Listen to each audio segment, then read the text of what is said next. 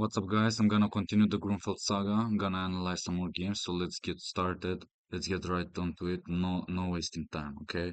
I have a chess class with one of my students, so I have like 13 minutes to record. So yeah, pressure makes good stuff. All right, I'm gonna rotate the chessboard, and now I played d4, knight f6. This was on lichess. I won the game against the 2300, played in 2024, 4 November.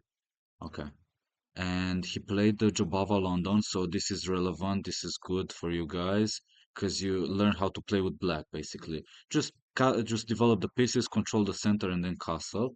And now I think Bishop G4 is good because I'm just stopping any sacrifices with H5 and then Knight H5 and then Rook takes, G takes, and then Knight G5. You know what I mean? And then coming in with the Queen, which is very annoying. But just bishop g4, bishop e2, and now c5. Immediately striking at the center, I want to play knight c6. Oh, sorry about that.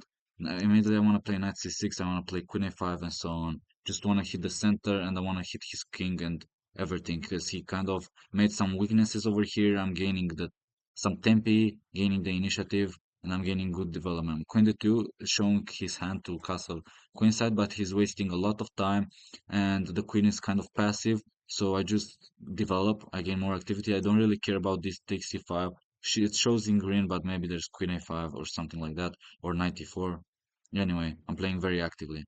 So knight e5, moving the same piece twice, but he's gaining control of an outpost. All right, and yeah, let me make some colors. All right, this knight is very strong over there. I trade the bishops, and then knight e4, I take control of the center, and that's a bad thing that he captured with the knight, because if he had captured perhaps with the king or with the queen, let's say with the queen, knight e4 doesn't come with tempo and he can just grab with the knight. But I guess he didn't want to lose a pawn, but then he can take on c6. It's sharp, but I still like black because I have better development and I have the initiative. But he took with the knight, the engine shows that is good, it's great. But knight e4, I still grab the initiative, I hit his queen, and I'm more developed. So his king is still in the center. He has a bunch of weaknesses, uncoordinated pieces. I'm thinking about queen b6, and I really played this. Black is better over here. Rook b1 to defend the weakness. Queen a5 to give a check and win a pawn on a2. So just grabbing a pawn. f3, and perhaps he wants to take here. Yeah, he won a pawn back. But now I'm hitting his bishop. I'm releasing my own strong dragon, and I'll try to target this pawn on c5, perhaps queen a5 or something. And I don't really like his bishop because I want to play rook ab8. You know that the rooks belong on an open file, right? All right, bishop h2. Still can't play rook ab8 or something like that, but just queen c4, it seems that I'm just threatening to win the pawn. And the point of knight h5 was also that if he plays b4, I have bishop c3. All right, so I've opened up my bishop, so I want to win another pawn. But he has g4, so let's see what happens. He did play g4, and now queen d4 to defend the pawn. Now I don't want to trade and improve his pawn structure, but I would like to take this pawn, maybe knight d7. Okay, queen b5, not even trading pieces. This was blitz, actually, 3 plus 0. A5. Okay, I need to charge my laptop. Hold on. A5, trying to make space for this rook, for the passer. He has some pressure. So the material is equal, so I need to figure out what to do with my rook. So that's why I play a5, a4 to gain more space. Maybe even play a3, and rook a4 will come to mind. So let me just make some arrows so that you can understand, and then the rook to come over here, because I that's those are the last pieces I want to develop. H5 to put more pressure and open up my king, but knight e8 just trying to trade and releasing the pressure and not get mated basically. Knight f4, he gets some development in, but because I got rid of this very strong bishop, dark square bishop, that's the most annoying piece in the like I play with black against white in the Jobava London or in the London system. And now I'm hitting at e5, rook f8. I want to make a fork. hg6, fg6. I take with the f pawn. I don't really know why. Maybe just not to have some, if I took with the h pawn, maybe everything is exposed over here. So f takes, and yeah, I guess queen e5 to stop e5. And yeah, I mean, black is not really looking the best, but just queen c5, I win the pawn back, and his king is kind of weak. If he can figure out what to do with the king, and then play queen g5 and queen. Oh wow, he has queen g7. Wow, queen g7. I missed this, and it seems like he missed two. Luckily for me. So queen g7, you saw queen g7, and then king g7, and then 96 a fork on the queen and the king. All right, king f2, queen d6. I want a pawn, so I just want to trade material. e5 to kick his knight away. Queen h6 to checkmate me. So I just take the knight. I think I calculated this, that I'm safe. Okay, my king is safe, and I even got rook h8. Or just queen f4. If rook h8, he can take my rooks. But yeah, queen f4 and queen d2, and I win a rook, and that's over. He resigned over here.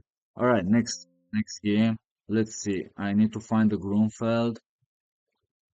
Okay, sweet. I got the Grunfeld right away because they are not in order. They're not filtered out. Only the Grunfeld. Anyway, so I played the Grunfeld and he went for the line with e3, a closed line, a closed system. I just developed, but now he puts pressure on the center. You can see that he has three attackers on my two defenders, so I have to make a decision. I don't know what happened here. I just gave up a pawn. What is going on? I should have probably taken on c4 or whatever. Just take on c4 or play c6 or I mean this is just a blunder, I guess. Anyway, maybe I rushed, and now I just play out a straight out gambit. Let's see how this works. So, I mean, now I should play e5, of course, because his king is in the center, he's up a pawn, so I should play very aggressively and try to attack him. But there's not much, I mean, now I have to develop. I would give one more pawn, like just grab it, look, Scooby's neck, and I can play rook b8, give up one more pawn, or queen a5 if he takes, but he played queen d1, and now queen b6, so now my rooks are gonna wreak havoc. And it really says black is slightly better, black has an edge. Probably he should have taken the pawn. Because then my rooks will come over here and hit his queen. So always look for targets. Guys, remember, if there's one thing to take away from this video, just look out for targets when you play the game of chess. We've covered the steps, the three steps formula. So the second step is developing the pieces. Which piece has not moved yet? My queen hasn't didn't move, and then my rooks will move. But then, if you there's one more thing that you want to take away from this video is targets. Okay, target. He did step three to bring the king to safety, and step two, developing the rooks, and the queen is a target. Okay, again, just developing everything, and you can see like everything is mobilized. Like if there was a war, and this was an army, all of my troops are mobilized. You can see very well. Okay, my king doesn't need to be mobilized, but it's safe. All right, you trade, but everything is active, and it looks like I'm almost winning my pawn back. All right, I even get rook c2 perhaps, but he's hitting my bishop, so I need to make a decision if I want to trade queens or if I play queen c7. I did play queen c7, f4 to hit my bishop, bishop f6. Let's see how I won though. a6, so I'm still down a pawn. Rook d4, okay, hitting his queen, and probably he's losing this pawn, right? I just won my pawn back and more activity. All right. Rook c4, almost sort of on a Lekins gun. Bishop e3, he needs to develop. Rook c2 to hit his pawn, and looks like everything's falling off. No? Right? And we traded pieces, but now I'm up a pawn. And he's hitting over here. I should play something like b5, but I play queen d3 to hit the bishop, and I'm in an aggressive mood. This is blitz again, and I will threaten bishop d4. Black is better. b5 I played now just to secure my pawn structure. I have two against one. I just want to push the pawns, make a passer, or just win this liability. Okay, I'm not taking because I lose my rook. Was a misclick. Queen d6 to hit his pawn and kind of centralize everything and defend the pawn because he was hitting a6. Okay, I should move the rook, really, rook c2. Okay, this guy needs to be improved. Queen a7. Oh, and I just won the game. Okay, let me ask you guys. Now pause the video if you didn't see the notation and look out for the best move where black wins. That's the combination.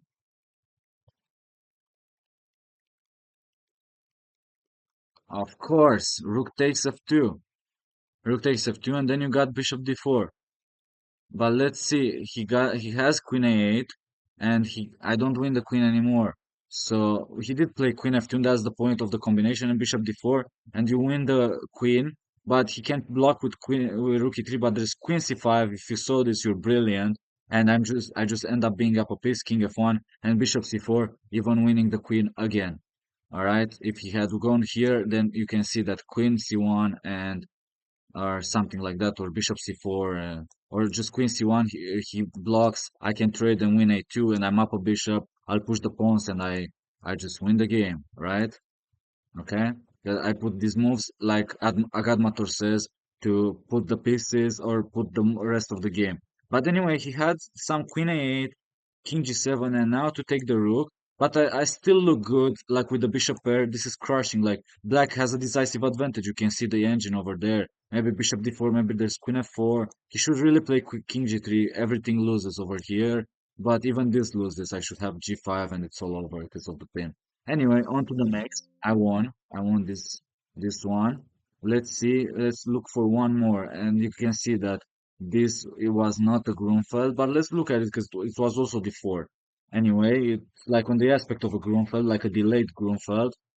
Okay, Queen a5. I'm trying to regain my pawn back. I played very tactical like this. Again, 4 to November, lower rated here, 2258. Okay. Not it was in Blitz. Nowadays my rating is 2400. So let's cover this game and then I'll wrap it up because I need to go on my session. So what am I doing here? I've developed my pieces and I still need to figure out what to do with the light square bishop, alright? I'm hitting this pawn, I'm hitting this guy. So I'm hitting e4, I'm hitting b2, okay? Two targets, a3, and this is just a blunder because he loses a pawn for nothing. I mean, he tries to kind of trap my queen. Queen b5, c3, queen a5 to move away my queen, and knight e4, and he just resigned. Okay, we might have time for one more. I want two pawns, and did he just resign or just tilt or something else? d5, but black is clearly better, as you can see here. The stockfish agrees with me. All right, let's look for one more Grunfeld. Let's quickly cover it. If I get a chance, I played with white here.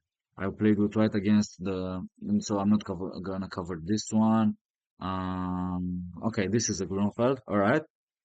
This is a Grunfeld, the main line, but he played the bishop e3 line, so c5, you have to go c5 every single time. He cannot take back because of bishop c3, knight f3 to reinforce the center, now castle on knight c6. Even queen a5 is good. I remember I studied this line with Zidler. There's even like knight d2, there's a line. This is theory. There's rook c1, or no, queen d2, but then rook c1. So let's see if I remember the theory correctly. Not sure. Bishop g4. I think it's something weird or something another alternative. Anyway, I'm hitting the knight. I should have taken, I think. Yeah, I think I should have taken and then castled. Rook b5. Oh, and I kind of missed this. Knight c6, but I'm still developing. I see that the result here 1-0, white 1.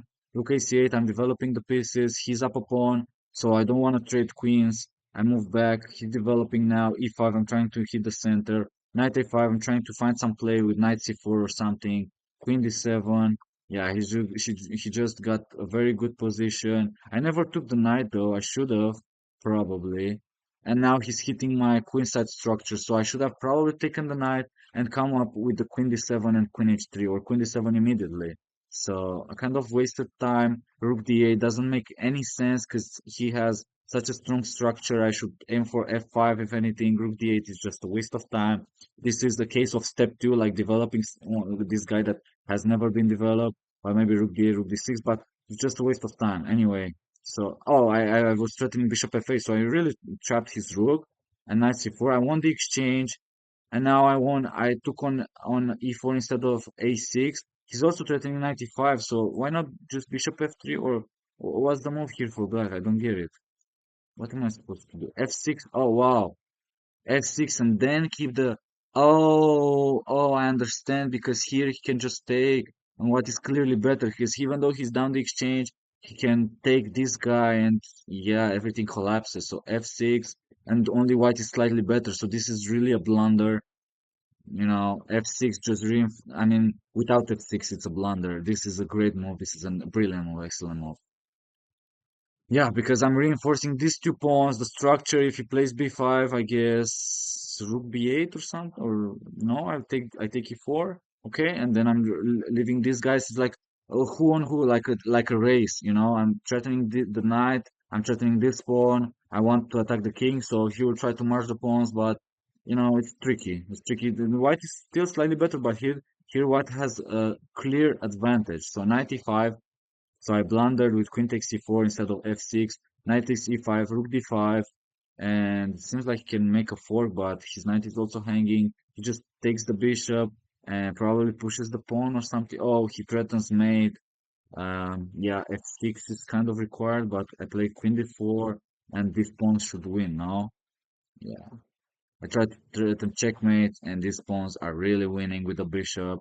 I cannot stop them. If I just take, there's a7, unfortunately, and he wins the game. So I play rook a2, but yeah, this is just over. So what do you take away from this game? Like as a Grunfeld player, don't play stupid, don't like stupid would be like you should take here, don't lose a pawn. You can see that rook b1 is very tricky, threatening this, threatening also b5, rook b5. So b6 was perhaps required also. And then like defending this, he can never take this by the way because of bishop c3. So all of these nuances, but it's very playing sharp play and on the initiative and everything like that. All right, that's that. That's the video. Thanks for watching, and let me make the image big again. So 16 minutes seems like I could make a shorter one, so I'll aim to make shorter ones. I'll try to make some entertainment because chess is a game after all. I've realized that making it too serious can be boring at times, so make it short, make it quick, make it fun, engage with you guys. I love to hear your opinions, and thanks for watching. Share this video, click a like and subscribe, support the channel. All right, see ya.